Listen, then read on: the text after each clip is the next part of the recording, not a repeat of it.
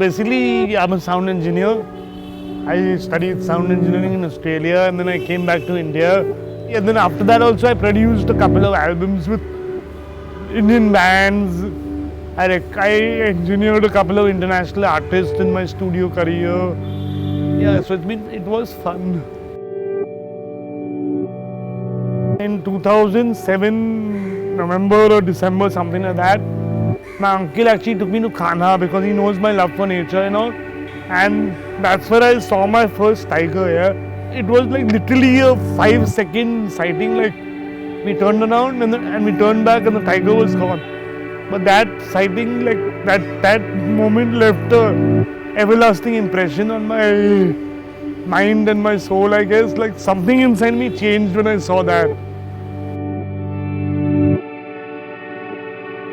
After like a 4-5 day trip in Kanha, I came back and my body was in the studio in Bombay, but my heart and my soul and my brain was all in the jungle.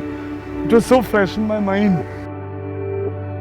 I sat in the studio for the next 1 year, I think, just sitting online, like going to different sites, trying to understand myself as to what the root cause of these tiger numbers going down is. Then I would talk to people like, this is the problem, this is what the thing is. Like a lot of people who turn around and tell me, yeah, this is all cool and all, but what's in it for us? And this is the main attitude of the people of our country, that, the Chalta hai attitude. And I didn't want to live my life like that, so I really wanted to go there and make a difference.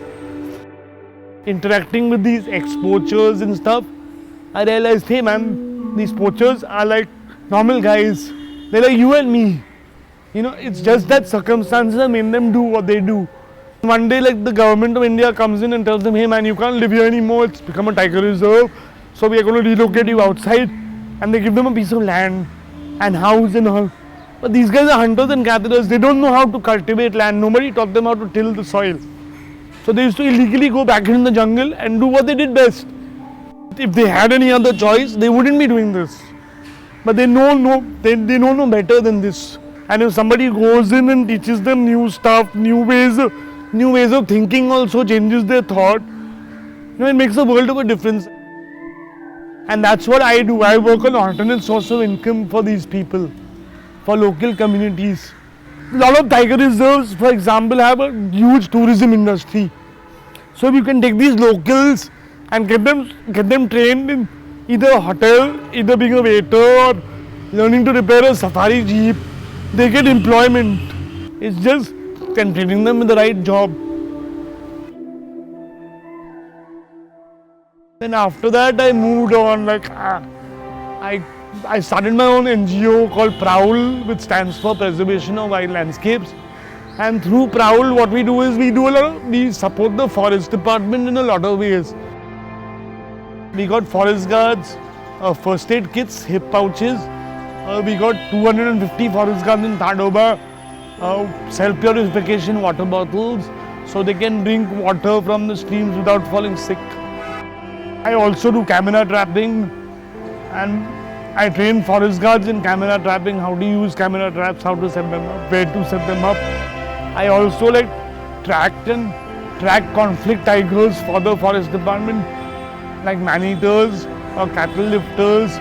We do surveys of anthropogenic pressures on the forest. I was born with cerebral palsy, so I have a balance issue, so sometimes trekking in the jungle gets kind of tricky for me. The other thing that I have to fight on a personal level is my family thinks that I've lost the plot. Like running after tigers, not earning any money, like being happy without having a full-time job. How can I be okay with it? So yeah, I've been dealing with them and trying to convince them. So that's been kind of hard. There are challenges, but you have to find a way to overcome them. I've been doing this for the past 7 years, and I think I'm not going to stop till I drop. So yeah. On the ground, what I have found is that no one can sit in a city and save tigers, okay? and I plan to live the rest of my life out there and continue what I'm doing, like, because it just makes me happy, yeah, like, it just makes me happy just being there.